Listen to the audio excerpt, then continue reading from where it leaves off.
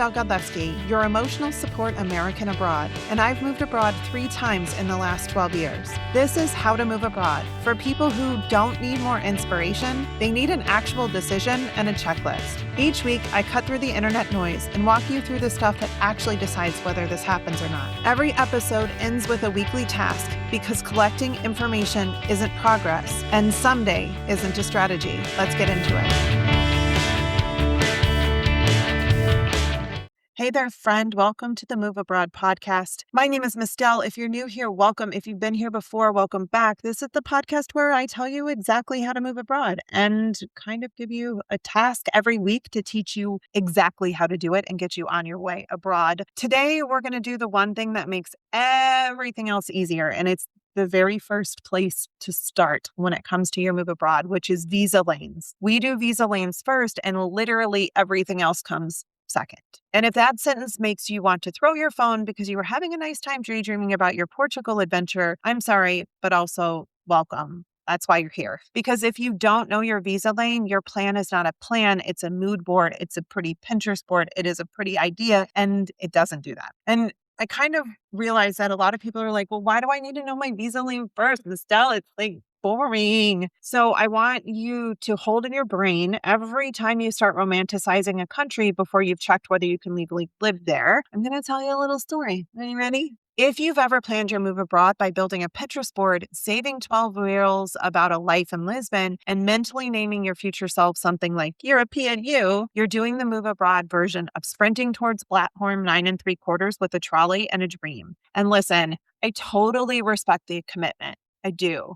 But it's also exactly how people end up bruised, overwhelmed, and convinced moving abroad is impossible. Because the part that everyone conveniently forgets is that platform 9 3/4 is not a manifestation exercise. You don't get into Hogwarts because you want it.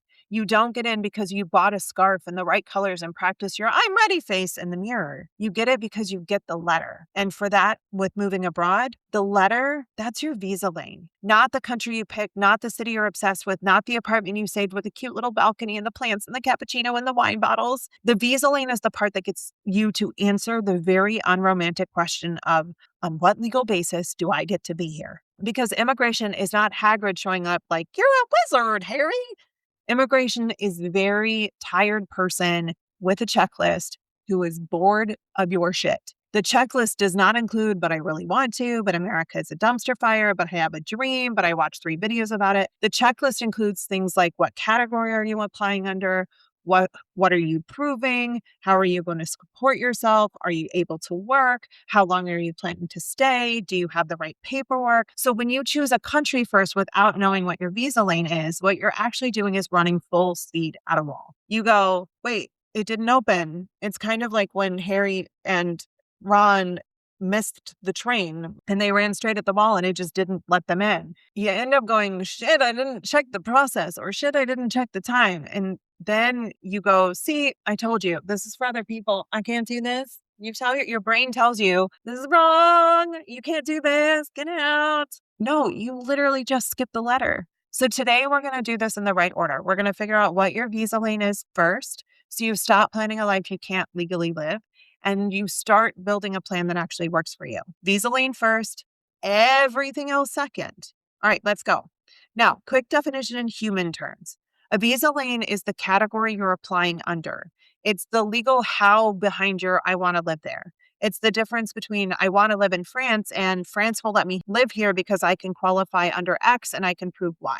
That's it. A visa lane answers whether or not you can work, whether or not you need proof of funds, how long you can stay, can you bring your family along, what documents do you need, your timeline. Literally everything else is built on that visa category. And the reason people stay stuck for years is because they start with the fun part first. Countries and neighborhoods and buildings and doors and all that kind of stuff without ever looking at the boring part. How am I actually going to get my ass abroad and stay there? They think if they look at visa requirements and act shocked that there's a rule associated with it. Yes, there are rules. Other countries are not, unfortunately, Airbnbs. You can't just show up and stay. Now that we've gotten the Hogwarts letter situation handled, let's talk about the most common visa lanes Americans actually use and how to choose yours without going into a 47 tab spiral, because God knows we all end up there a lot.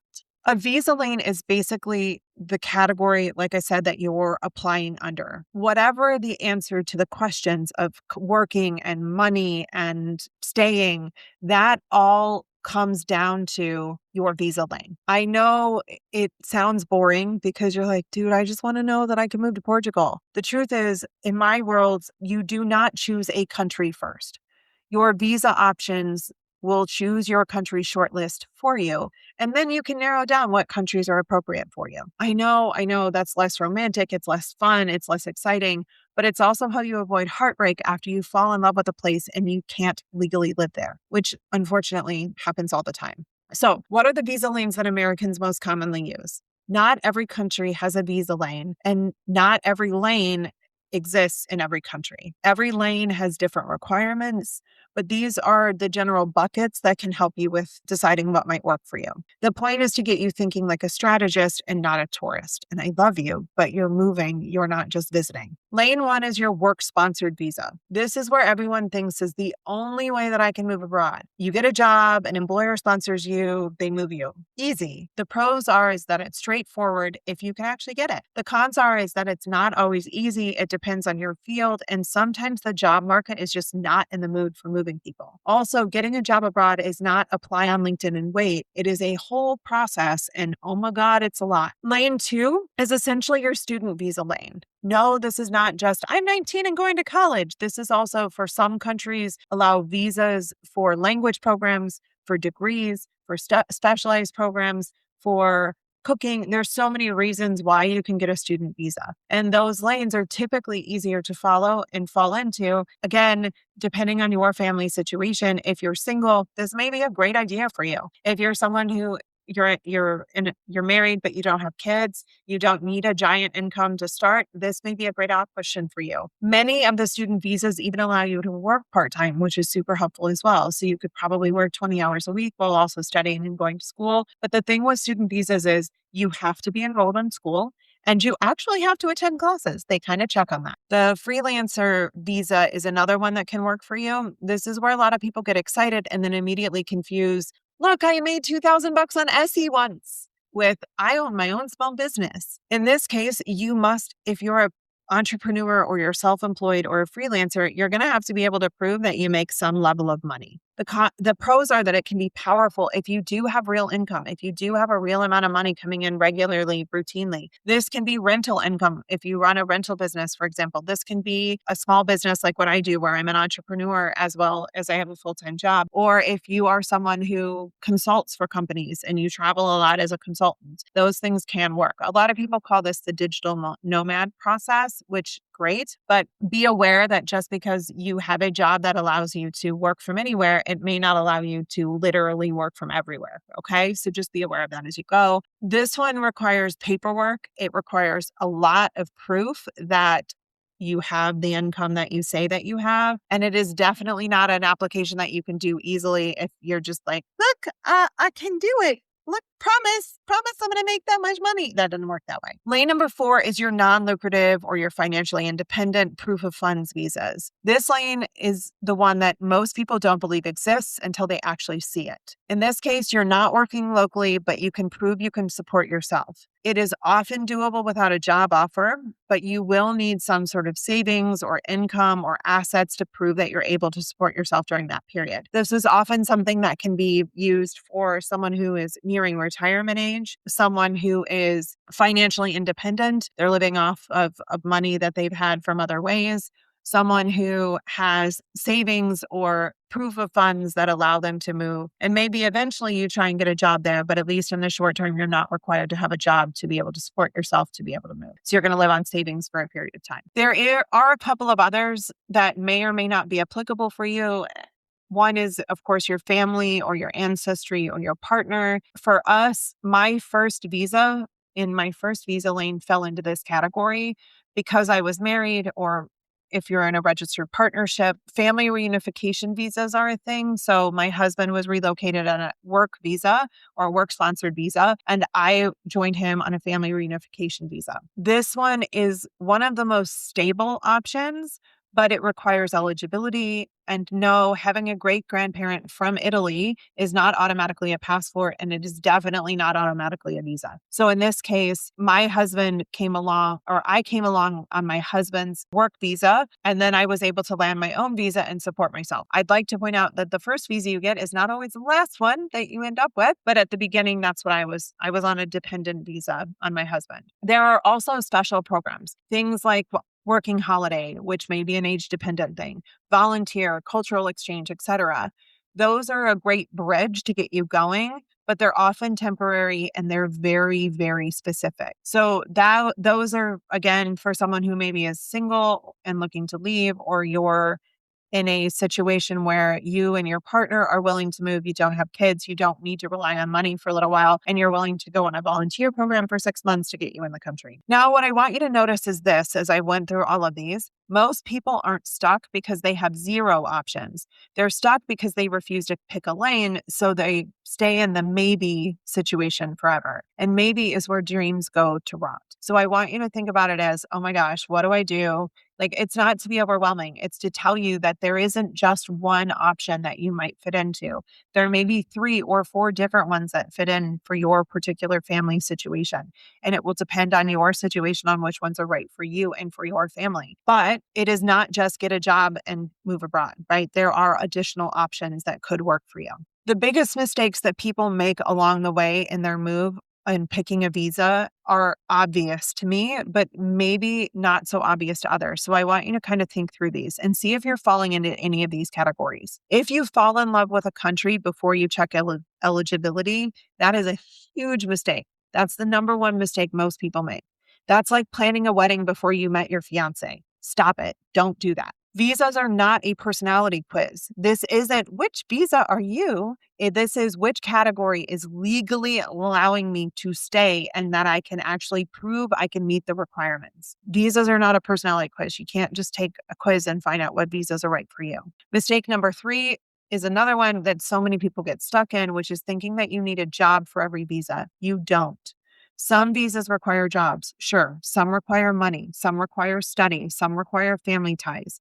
But the internet acts like there's only 2 options: sponsorship with a job or illegal immigration. That's just frankly not accurate. Mistake number 4 is spending a whole lot of time doing research without actually doing anything. If you've been researching visas for 6 months and you still can't tell me your top 2 lanes, you're not researching. You're soothing anxiety, which is completely understandable and something I probably did for a while before we actually moved. But we're here to build a plan, not a coping mechanism. Please, let's get out of that. What I want you to work on this week, your simple task that we're going to work on, which is not so simple, but I want to make sure that you know, it's going to feel very confrontational, but it's going to be good to do that. You're going to produce a 1-page document that is my visa shortlist. And here's how we're going to do that. Step 1, you're going to talk or think through your top 3 visa lanes. Not 10, not all of the above, not I could possibly maybe on the next Tuesday of next week have this one. You're going to pick 3 categories that could plausibly fit your life in the next 12 to 24 months. So for example, a work-sponsored visa, a student visa, a proof of funds visa, a freelancer, whatever it is. Pick 3, pick 2, whatever works for you. If there's only 2 that you think can work for you, then pick 2. For each lane, I want you to write down what you need to prove. For example, in bullet points, job sponsored visa, you're going to need a job offer, right? You're going to need qualifications. Maybe you're going to need a salary threshold. You're going to need a CV. A student visa, you're going to need an application letter. You're going to need an acceptance letter eventually. Funds, probably insurance. For proof of funds, you're going to need to have bank statements that prove that you have that much in money. You're going to need insurance and you're going to need a clean criminal record, for example. For freelancers, you're going to need client or income. You're going to need contracts to show that you actually have that.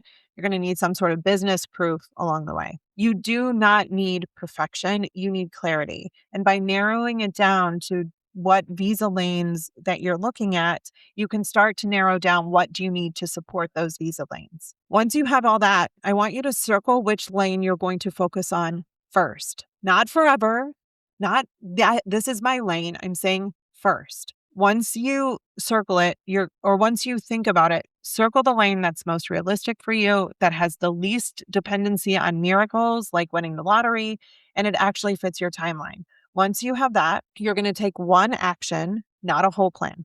Okay. We're going to take one action in the next week until we meet again next week. We're going to figure out, you're going to pick which visa lane that we're going to focus on. And you're going to either do something like find 3 examples of countries that I'm considering that could offer this visa. You're going to maybe calculate the proof of funds for 2 countries, or you're going to request your birth certificate. You're going to request your student records from your university, whatever that is for you. Or you may update your CV and to target sponsored roles, for example. Or you're going to get clarity on what the income requirements are for self-employment.